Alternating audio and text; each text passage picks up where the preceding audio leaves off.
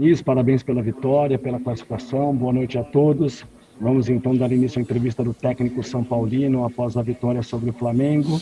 Primeira pergunta, Marcelo Razan, GE. Globo. Boa noite, Diniz. O São Paulo finalizou no confronto com o Flamengo 10 vezes no gol. 7 vezes hoje, fez 3 gols. Lá no Maracanã, 3 vezes, fez 2 gols. 10 finalizações, 5 gols marcados. Havia uma cobrança antes, muito forte em cima do São Paulo, porque criava muito e às vezes não conseguia converter em gol. Como que você conseguiu fazer esse time virar tão eficiente, a ponto de fazer 50% dos gols, das finalizações em gols? E queria que você falasse também, por favor, sobre o Luciano, única contratação do time para 2020, jogador que você trabalhou no Fluminense e vem sendo decisivo jogo a jogo. Obrigado. Boa noite. Do que eu fiz, eu continuei fazendo o que eu faço minha vida inteira.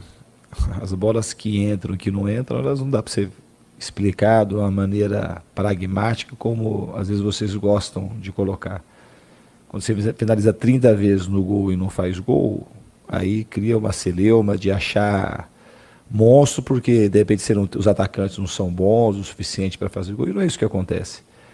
O Manchester City, que tem os melhores atacantes do mundo, o Liverpool, às vezes finaliza 30 vezes, faz um gol e faz 2 gols também. O futebol não dá para explicar de uma maneira assim muito rasa, muito superficial e com esse pragmatismo que todo mundo gostaria como se fosse uma receita. É que a gente fica muito contente pela efetividade do time, mas um jogo com as características que foi esse do Flamengo, é um jogo que dificilmente alguém vai finalizar muita bola no gol. Um jogo mais truncado nos jogos estudados, jogo de mata-mata. Eu gosto sempre que o time finalize mais e tenha um aproveitamento melhor. Mas com a efetividade eu estou bastante contente. E principalmente da maneira como a equipe construiu o placar lá e aqui, principalmente no segundo tempo. A outra pergunta qual que era mesmo? Do Luciano. Eu nem considero o Luciano uma contratação, porque foi uma troca do Everton, né? O Everton foi e o Luciano veio. E eu acho que contratação, quando você pega alguém, do nada vai contratar alguém, gasta dinheiro e bota mais um no elenco, foi uma troca. O Luciano é um jogador que tem um potencial muito grande, que na minha opinião era um jogador subvalorizado, pelo aquilo que eu vi no Fluminense. Nos primeiros contatos que eu tive com o Luciano, eu tive algumas conversas com ele, do potencial que ele tinha e do espaço e do pouco espaço que ele tinha no futebol brasileiro pelo tamanho do potencial que ele tinha. E no Fluminense ele conseguiu corresponder e hoje no São Paulo, de uma maneira muito intensa, muito forte, está ganhando, acho que, o espaço que ele merece pelo profissional que ele é, pelo carisma que ele tem e pela maneira que ele se dedica e trabalha. É um cara que sempre está trabalhando também. Dificilmente o Luciano se encosta em departamento médico. Eu não lembro do Luciano em departamento médico nem para ficar se recuperando desde a época do Fluminense. Ele ficou 1 ou 2 dias aqui no São Paulo por conta de uma porrada que ele tomou no jogo do Palmeiras. Mas é um jogador que trabalha muito e merece muito esse momento que ele está vivendo.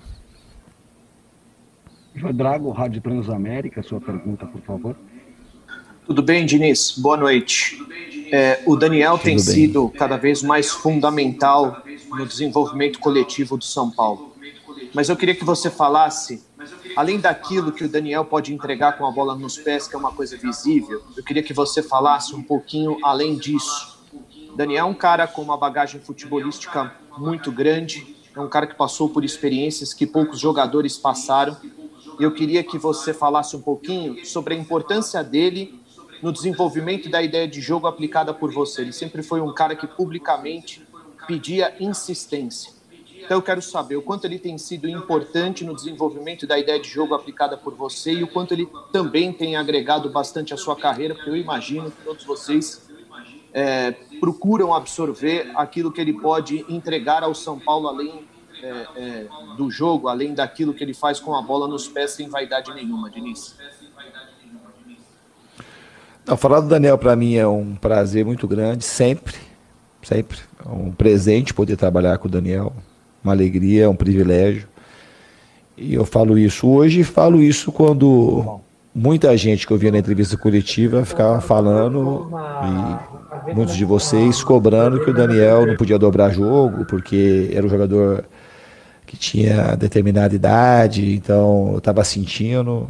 E agora está provado que não tem absolutamente nada a ver os argumentos que a gente usa, às vezes argumentos genéricos, e não enxerga jogadores específicos. O Daniel não se enquadra nessa lógica comum de que ele tem 38 anos, 37 anos e precisa ser poupado. Ele nunca quis ser poupado, eu repito para vocês, ele nunca tirei ele de treino, não é de jogo, de treino. E ele começa antes e termina depois. E vou falar assim, vou ser redundante, né? Falar do Daniel, eu já falei isso outras vezes, é um cara que agrega muito para o São Paulo. São Paulo acho que nem sabia o tamanho do jogador que tinha contratado, porque o Daniel ele é uma pessoa especial, ele não é um jogador especial. Ele joga como ele vive, ele joga com coragem, ele joga com prazer, ele joga com intensidade, ele vive dessa mesma forma. E é um jogador muito solidário, um jogador coletivo e vive de maneira coletiva. Vive tentando ajudar os outros, todos no São Paulo, desde os mais velhos, os mais jovens.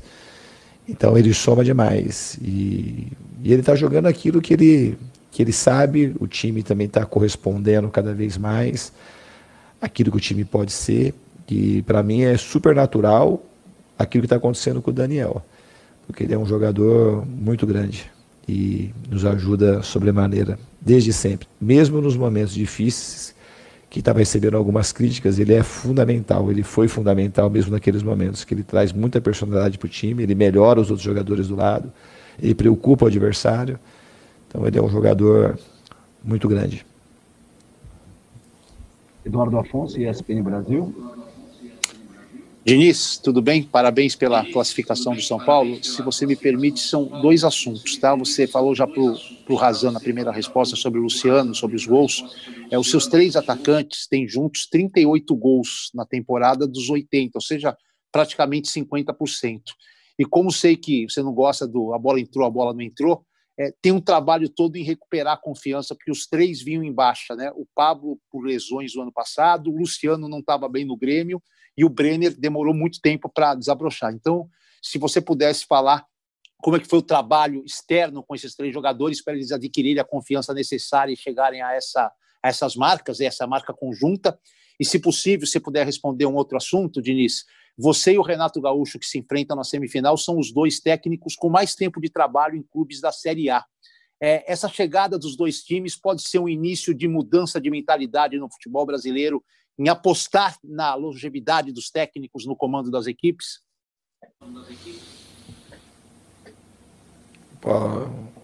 Edu, eu acho que essa pergunta, pela sensibilidade que vocês têm, o tempo que vocês estão aí, vocês saberiam responder melhor que eu. Mas eu, por enquanto, eu não acho que vai mudar. O Renato não está lá porque ele foi longevo, ele está lá porque, do nada, porque ele chegou lá e já ganhou Copa do Brasil. Aí no outono ganhou a Libertadores. E aí chegou na semifinal da Libertadores. Aí ganhou, acho que todos os campeonatos gaúchos que ele disputou e chega na frente no Brasileiro.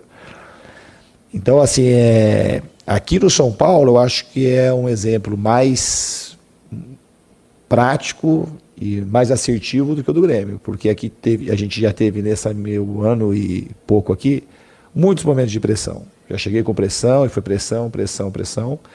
E a gente teve uma diretoria, aí eu falo diretoria, somente 4 personagens principais, o Leco, Raí, Pássaro e o Chapecó, que viram que tinha sentido a gente ficar cada vez mais junto, mais forte e trabalhar cada vez mais para que as coisas acontecessem. Então, o São Paulo acho que é um exemplo de que quando você tem alguma coisa que você acredita que vale a pena, você tem que apostar e sofrer em determinados momentos pressões e não ficar mudando, porque não tem sentido. Eu não sou favorável que tem que ficar todo mundo muito tempo. Eu acho que tem no futebol tem que saber escolher bem. A escolha acho que é o principal e depois você dá algum tipo de suporte, de garantia de que você vai ter um tempo pelo menos razoável de trabalho para que aquilo possa acontecer. Porque não existe milagres no futebol. Precisa trabalho, precisa recuperação de jogador. Já entrando na sua outra pergunta, dos 3 jogadores, não tem mágica. E também não é certeza de que você vai conseguir recuperar e ajudar. O que eu faço é tentar e trabalhar muito. Eu trabalho bastante e tento muito. Talvez uma característica muito positiva que eu tenho é eu não sou fácil de desistir. E de jogador eu sou um cara muito insistente. quando eu vejo que tem potencial, que tem boa vontade, eu sou um cara que procuro o tempo todo ajudar, insistir, nos momentos que as coisas não estão indo, tentar mais uma vez, e não são todos também que a gente consegue ajudar.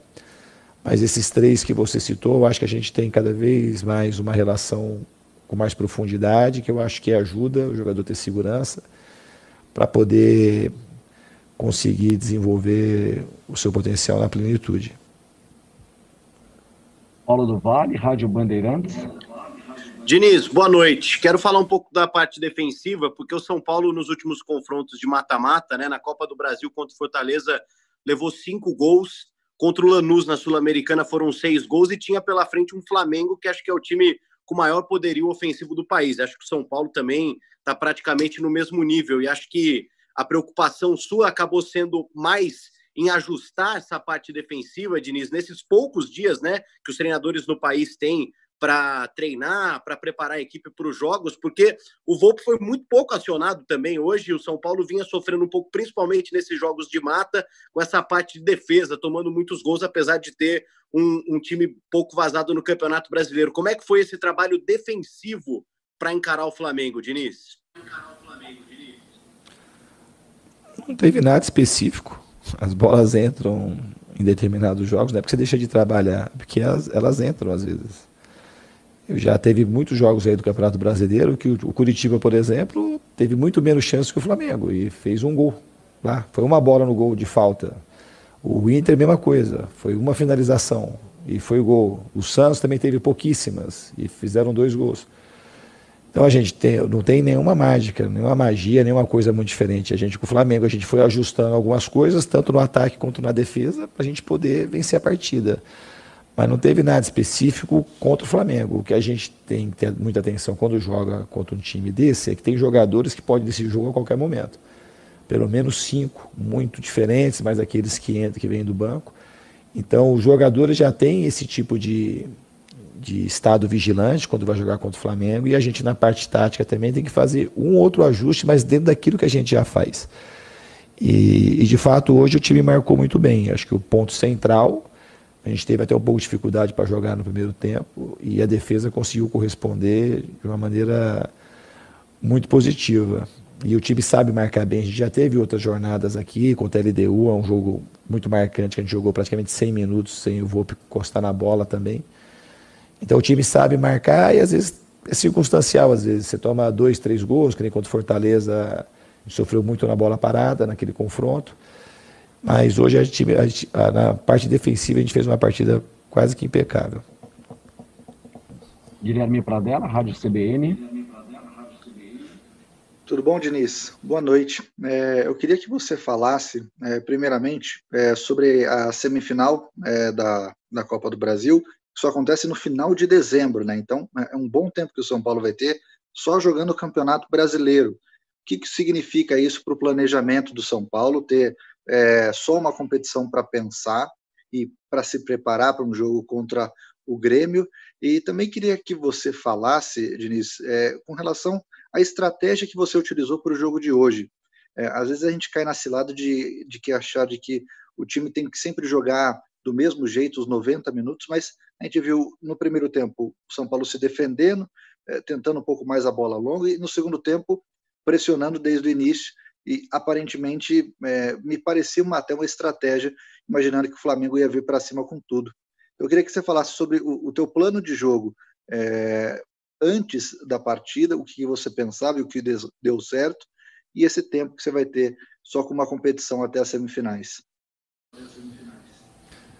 Então, da competição não muda muita coisa, porque a gente vai ter jogo de quarta e domingo, a gente tem que pensar no brasileiro, a gente está nas duas frentes, a gente tem chance nas duas competições.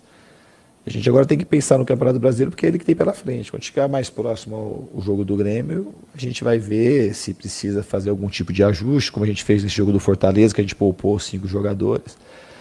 Mas está muito longe do Grêmio, então a gente tem que pensar agora jogo a jogo. A agenda está cheia até lá, é jogo em cima de jogo do Campeonato Brasileiro, que a gente tem 3 jogos aí para poder ajustar na tabela, para ficar com o mesmo número de jogos que as outras equipes. Então a gente tem que focar de fato no Campeonato Brasileiro, porque só vai ter jogo do Campeonato Brasileiro agora. Quanto à tua questão da estratégia, da parte tática, Quando a gente vai jogar, existe um adversário que a gente vai enfrentar, que também se prepara para o jogo, existe o nervosismo de um jogo desse porte, a importância que tinha o jogo para os dois times, mas para o São Paulo de maneira especial, porque fazia muito tempo que o São Paulo não ia a uma semifinal de Copa do Brasil, no Campeonato Grande. É um jogo nervoso, então a gente teve que, não foi uma estratégia, a estratégia era não facilitar para o Flamengo. O nosso jogo de construção no primeiro tempo não estava encaixando muito, e a gente optou por bolas mais longas, para jogar com um pouco mais de segurança, porque o nosso jogo, os nossos movimentos não estavam encaixando, e a marcação do Flamengo estava levando estava encaixando na nossa, estava levando uma certa vantagem naquilo que a gente planejou fazer como primazia. Não encaixou o plano A, a gente partiu para o plano B de usar um pouco mais de bola longa para não correr risco mesmo. No segundo tempo, assim que voltou no segundo tempo, a gente fez alguns ajustes, tanto na nossa marcação mais alta, para não deixar o Flamengo ganhar muito campo, como na nossa saída, particular um pouco mais rápido e procurar ser mais agressivo, agredir as linhas do Flamengo com mais velocidade. E o gol surgiu de uma maneira rápida, mas logo que a gente pegou a bola no começo do segundo tempo, a gente já foi mais agressivo, já rompeu a primeira e a segunda linha de marcação. Aí teve um lateral no campo ofensivo, e do lateral o Daniel fez uma jogada individual, jogada de talento, e achou o Luciano, que foi muito oportunista na área, e fez o primeiro gol. E o primeiro gol acabou também nos ajudando muito, soltar mais nosso jogo e encaixar a pressão mais alta, que era o que a gente queria, sempre que desse. E quando teve que baixar as linhas também, soube se defender bem, de maneira muito positiva no jogo de hoje. Fernando Caetano, Fox Sports. Boa noite, Diniz, boa noite a todos. Parabéns pela vitória e pela classificação, Diniz. Diniz, eu queria saber sobre a anulação do primeiro gol do Luciano. O que você achou? Foi correta essa anulação por impedimento ainda no primeiro tempo? E uma segunda questão com relação à importância das categorias de base, porque hoje no São Paulo, o time titular, a gente nota que metade vem ali de Cotia, são revelações das categorias de base, enfim. A importância de ter uma base forte, né? Já que é tão caro contratar, né? Você falava há pouco do Luciano, que veio numa troca, né, com o Grêmio, enfim, é tão caro contratar, e o São Paulo tem aproveitado bem as categorias de base. Parabéns, Diniz. Aproveitar. Acho que quase todo time grande no Brasil tem bons jogadores na base, porque eles estão sempre disputando, chegando nas finais dos campeonatos das categorias menores. E aqui no São Paulo é um lugar muito rico nesse sentido. A gente tem uma geração aí que a gente consegue aproveitar bem. E eu sou um treinador que gosto, de maneira especial, de olhar e sempre dar oportunidade quando é possível. E eu também não dou oportunidade só porque eu quero dar, porque tem que ter jogadores que correspondam. Tem determinados momentos que você não consegue botar os jogadores. Aqui no começo do ano mesmo, a gente tinha muito jogador no elenco, mas poucos estavam jogando como titular. Então os jogadores precisam de tempo para ir amadurecendo. E eu gosto de subir jogadores das categorias de base para eu prepará-los, para eu ajudá-los, para depois eles ajudarem a equipe. Acho que um erro que a gente tem é pegar um jogador que se destaca na base e imediatamente colocá-lo para resolver o problema do time. Eu acho que é um ou outro que consegue subir nessa situação, que está sobrando muito e encaixa de maneira imediata. A grande maioria precisa de um tempo, de um bom acolhimento, para se sentir à vontade, se preparar, para depois sim ajudar a equipe. No São Paulo acho que aconteceu muito isso. Diego, Sara, o próprio Luan, que ficou um tempo sem jogar, todos esses jogadores foram amadurecendo e hoje eles conseguem corresponder de maneira muito boa aquilo que o São Paulo precisa. Então a gente tem esse privilégio de ter uma base de Cotia que trabalha bem e os jogadores conseguindo fazer essa transição e ajudar muito o São Paulo em todas as competições. Lima, Rádio Energia 97. Diniz, boa noite. Falando um pouquinho de pressão externa, né? A gente sabe que no São Paulo a pressão é muito grande pela falta de títulos e a cobrança constante por resultados, principalmente em mata-matas, né? Ganhar de um adversário grande, um grande rival como é o Flamengo, você acha que tira um peso das costas, pelo menos a curto prazo, pensando aí nesse mês que o São Paulo terá até os jogos semifinais contra o Grêmio na Copa do Brasil, você terá mais tranquilidade para trabalhar pensando só no brasileiro? Qual o tamanho do peso que tira de você uma classificação no mata-mata contra um rival como esse?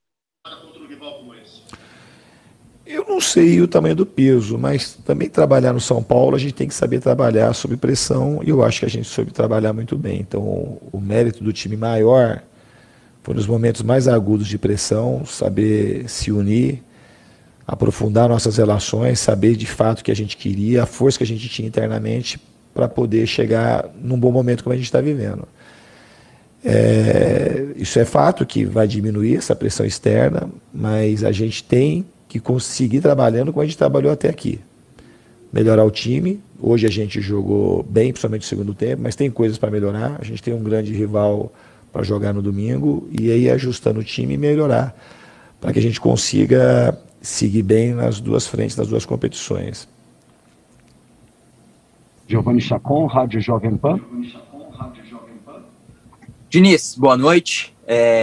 Gostaria que você já falou sobre categoria de base. Eu gostaria que você falasse sobre um personagem em particular na partida de hoje, né? Que foi um dos destaques, ao meu ver, ao de muita gente, certamente, foi o Igor Gomes, né? Viveu uma fase ruim, isso até foi reconhecido, até mesmo por você, e você defendeu naquele momento que era uma fase apenas, que era um jogador que você contava bastante, que sabia que tinha qualidade, e aí entra naquela outra questão que você já mencionou, da questão da insistência no jogador.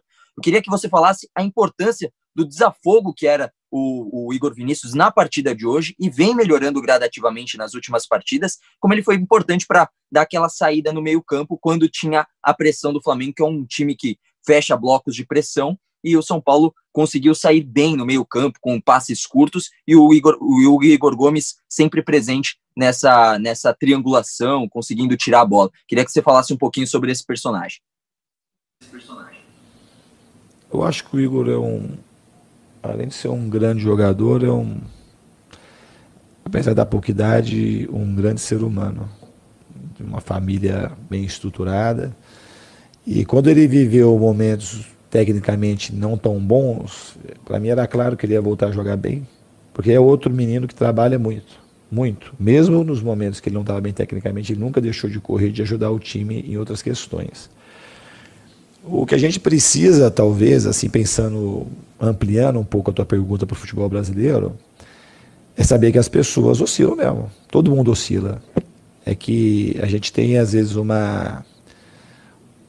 um desejo de que as pessoas não sejam humanas, que a gente quer valorizar só quem acerta o tempo todo, e ninguém acerta o tempo todo.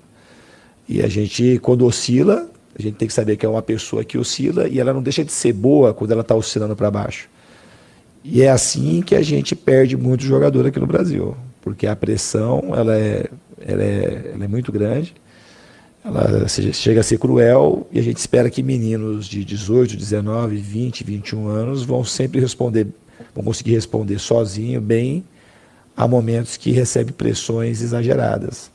E quando não consegue responder, quando não tem apoio, quando não tem acolhimento, a gente vai jogando muitos jogadores para segundo plano.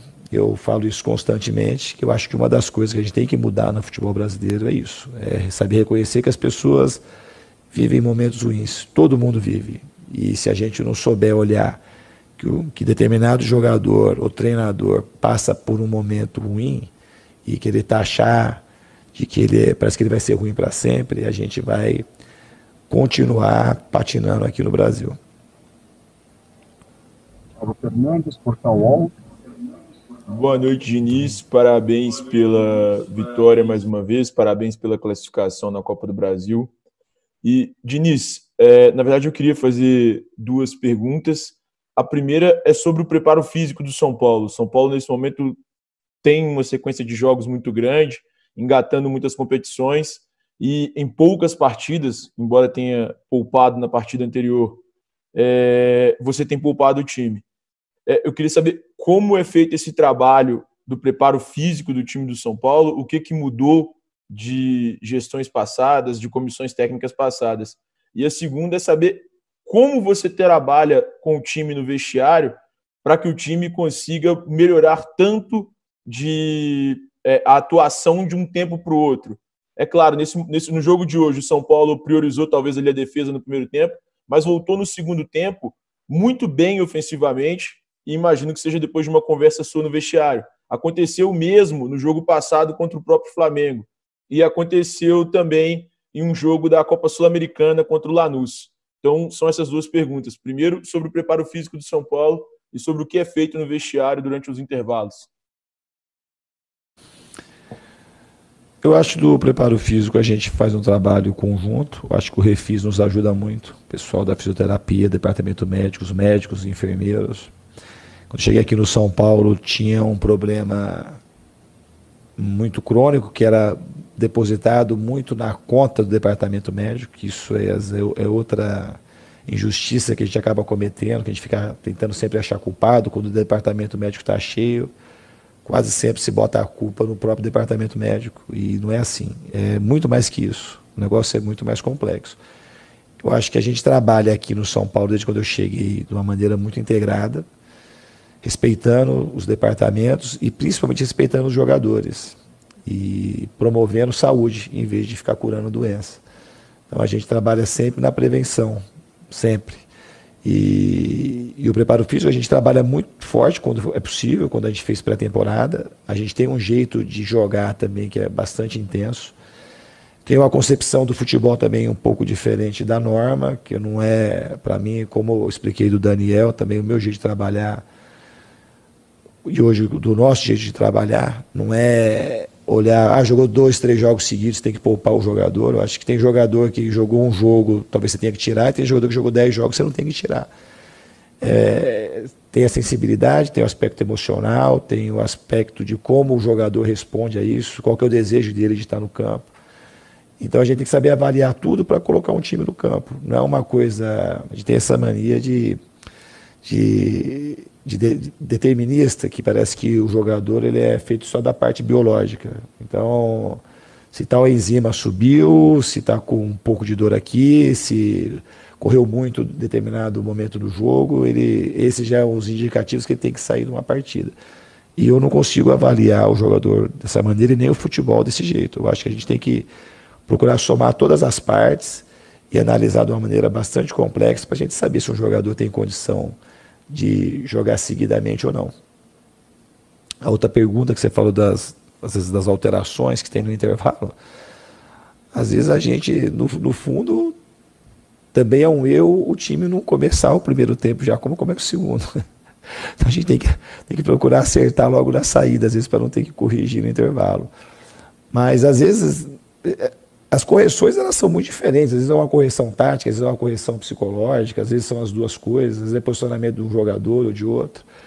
Mas eu repito, o plano de hoje não era para a gente jogar da maneira que a gente jogou o primeiro tempo. A gente jogou porque o time soube se adaptar, que o nosso plano de jogo não estava encaixando da maneira que a gente queria, e tinha algumas coisas que não dava para corrigir falando no jogo. Então, assim, eu deixei o time acomodar daquela maneira que estava seguro, e no segundo tempo a gente conseguiu fazer alguns ajustes e provocar o time no sentido de fazer mais aquilo que a gente tinha condição de fazer em termos de ataque. Então o time voltou diferente por conta dessas coisas. Eu acho que teve um ajuste tático no jogo de hoje e teve uma postura muito mais agressiva dos jogadores também.